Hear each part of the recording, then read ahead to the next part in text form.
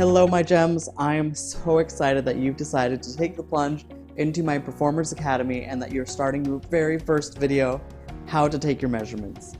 This is the most important thing that I think every performer should know, because whether you're ordering something from a designer, ordering something online, or building a garment yourself, you need to know your measurements, how to take them, and really what they mean. So with that, let's hop right in.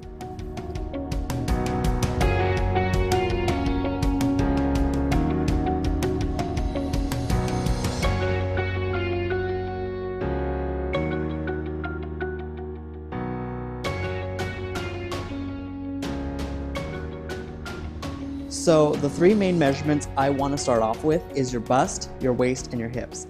These are the building blocks of all garment construction. Whether you're having something custom made, the designer will ask for these typically first, followed by if you're ordering something online, primarily these are probably all they'll ask you for. And if you're making something yourself, a pattern will ask for this as well. So with that, let's start with your bust. The bust is the fullest part of the chest. No matter your gender or orientation, it is the fullest part of your chest, generally around the nipple line. So on our dress form here, we can see that the fullest part is probably about here. So taking your measuring tape, you're gonna wrap it around the body, making sure that you're staying right on the fullest part, not slipping above or below. And this dress form has a 34-inch bust. Now, sometimes a designer may ask for underbust or overbust. What that is directly under the bust measurement. Exactly what it sounds like. So there if you were doing underbust, and just about there if you were doing overbust. Now, the next one I want to talk about is your waist. Your waist is the smallest part of your torso. For some people this might not be so obvious as they may be a little bit more boxy, which is perfectly fine. So a general marker that I use is the belly button. That is the waist. Now, some people, when you say waist, like to measure around their hip bones because that's where they wear their pants.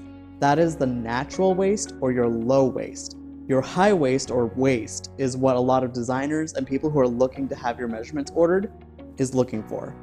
So, on our dress form here, it's marked out for us, but again, we can sort of see where the smallest part of the body is right here.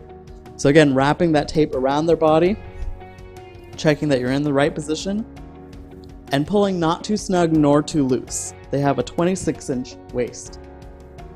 Now, I mentioned not too snug nor too loose. This is because if you order something online or you're having something made and you're pulling that tape in to give you a really tiny waist, you're gonna get a garment that's ill-fitting. Also, if you're measuring too loosely, you're gonna get a loose-fitting garment. And honestly, the most important thing is to get a garment that fits you properly. The fit makes anything look 100 times better. So with that, let's move on to our hips. Hips are the fullest part of the lower body, usually where the seat is fullest, but sometimes the side of the hips can even be fuller than the seat. So you want to double check that you're catching the fullest part of the lower body. On our dress form, that would be just about there. And that is a 36-inch hip. Now, if I'm doing this on a person, I might turn them to the side and do it this way, but also double checking that I'm hitting the hips there on the right spot and measuring from the side, so I'm not having to measure directly behind them. And those are your three main measurements. Now let's talk about some more minor measurements, more detailed things. Starting from the head, we're going to talk about the crown of the head, usually used for ordering wigs and hats. We'll move on to the neck measurement, which is used for shirts and other things like that. We've already talked about the bust. We'll talk shoulder to shoulder, nape to waist, waist to hip, hip to floor. Those are really the basics, and then maybe inseam as well, and sleeve length. With those, I think you can build anything or order anything online. Let's hop right into it. So, starting at the top, the crown of the head. That is where a hat would sit. It's not the hairline, it is the fullness of the head, the crown of the head. Usually, most American sizings between 20 to 25 if you have a really large head, but most people are about 23. And exactly, I'm 23. So that's the crown of the head, again, used for ordering hats and wigs. If you're having a wig custom made, then they'll ask for your head measurement, and you want to measure just straight line, straight across the head, and that's how you measure for a wig or a hat. After that, let's talk about the neck. The neck measurement's exactly what it sounds like. It's around the neck, but it's at the base of the neck. Don't measure the top or the middle of it, the base of the neck, because that's where a lot of necklines end, closures start, and all those things. So with that, let's go ahead and measure it. Now, if I am measuring on somebody, I am always certain to tell them, hey, I'm going to put a tape measure around your neck briefly and loosely. This is because I don't know what fears or phobias they may have. If this is a friend, you might know that they have a fear or neck phobia or don't, but it's always good to double check. So with that, take your tape measure, wrap it around the neck, and this is one that I would say generally can be loose. You don't want to pull it too snug again. And this dress form has a 13-inch neck, which is rather small. On average, an adult has a neck from 14.5 to like 20, 22. Again, that's an average, it's not a stone cold number. With that, let's talk about shoulder to shoulder. Shoulder to shoulder is used to figure out the top part of a garment or bodice or anything like that, where the body of it should end and the sleeves should start. When measuring shoulder to shoulder, a lot of people mess up this because they'll measure the fullest part of the shoulder here all the way across, when in reality it's actually from the shoulder bone that's up here at the top, right where my vest is actually ending, all the way to the other shoulder bone. On our dress form, they obviously don't have arms, so it's right at the ends, but let me show you how that goes. So measuring from one shoulder to the other, you go straight across the back in this straight line, and that's how you measure your shoulder to shoulder. And that is a 13-inch shoulder to shoulder on this dress form. Now, I want to talk about sleeve length. This is one that a lot of people mess up, because if you think about sleeve length for a second, what do you think sleeve length is?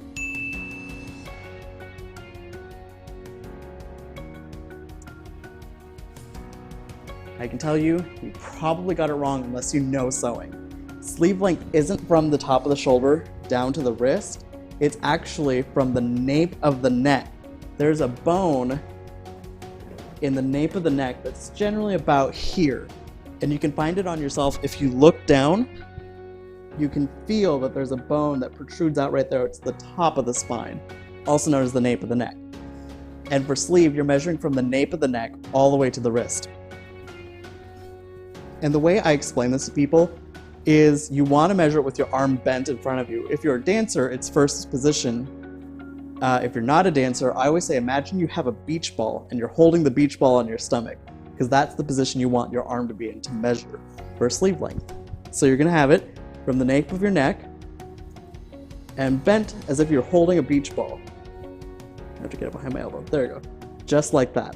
That's how you'd measure your sleeve length. I'm going to turn to the side, little 360 moment. Ooh. But that's how you measure your sleeve length. And if you're doing it on yourself, which I know some of you probably are, is you want to release that and grab it like that, so that I can see I have about a 31-inch sleeve, which totally is how I measure all my shirts.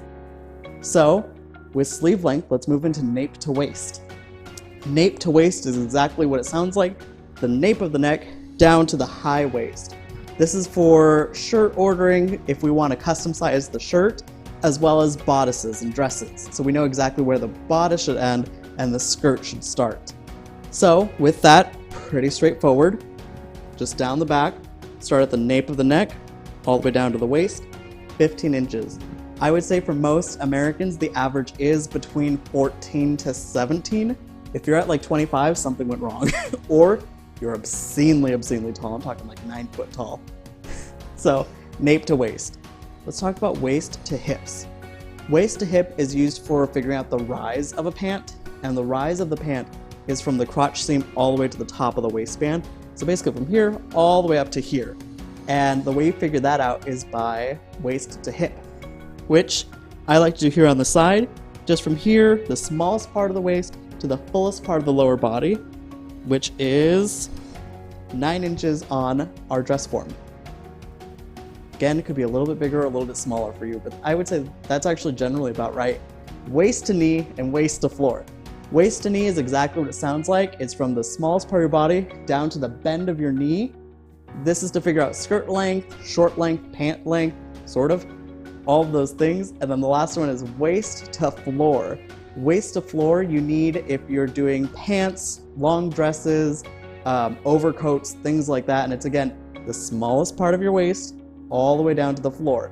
And you should be doing this barefoot. You shouldn't be doing it with heels or any type of shoe on, because you want to be sure that you're getting directly to the floor measurement.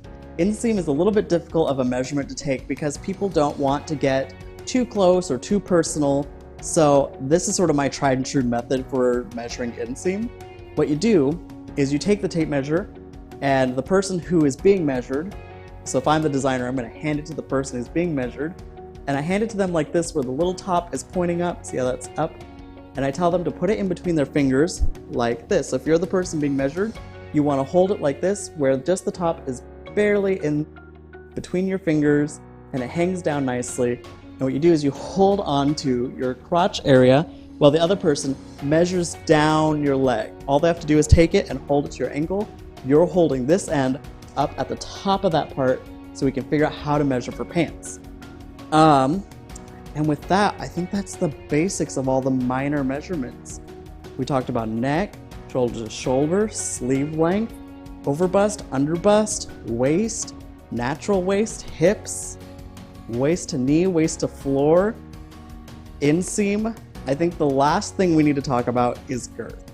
Now, this is a very specific measurement for the fullness of the entire torso. It's a very, very specific measurement, and I honestly, as the designer, have only used it a couple times, primarily when I'm working for drag queens. So the way you take your girth measurement is actually fairly simple. Now what you do is you take the tape measure, you step over it in between your legs, I'll do it here on our dress form, and then it goes over one shoulder, like so. So you can see we have this diagonal line going across the body. But what that's doing is it's measuring the fullness of the body, the torso, really specifically. Again, mainly for leotards, unitards, and bodysuits. Now, you may notice that on average, people have a girth between anywhere from like 55 to like 80 something, depending on size. Again, every body is beautiful. But most tape measures end at 60. So if you're trying to measure for girth and your girth measurement is over 60, as you can see, even our dress forms is, what I like to do is I like to take a piece of string or a shoelace or even another ruler and just line that up alongside this so I can measure like, okay, it ends at 60, that's 61, 2, 3, 4, 5, 6, 72 or whatever. And the easiest place to do this is on the back. So let's say I'm like, oh my gosh, this doesn't fit perfectly. I would grab a ruler, put a ruler against here, and I can say, oh, it's about 72, 73. And that's how you get your girth measurement. Or, like I said earlier, with a shoestring or shoelace, even a piece of yarn, you just take a piece of yarn, wrap that over your body, the length of you, and then hold it or cut it right where it's meeting, and then you measure that piece of yarn. So if you have like an 80 or a 72, and a ruler is just not going to work, you could just do that. Or they also do make tape measures up to 120 inches, but I don't think you need to buy a whole new tape measure for one measurement. A piece of yarn or really long shoelace, actually you'd probably need a couple shoelaces, but a piece of yarn or a piece of ribbon will work perfectly fine. And with that, I think we've discussed all of the measurements that we need to. There are even more measurements than this, but these are like the basics, and then the minor measurements, and then there's even more minor measurements that we're not going to get into right now, but now you know the building blocks of how to measure yourself. So with that, I'll put the assignment up on the screen. This is for you to do today and to send me so that I know that you are making progress and actually learning from these videos. I'll check in with you, and I'm so excited.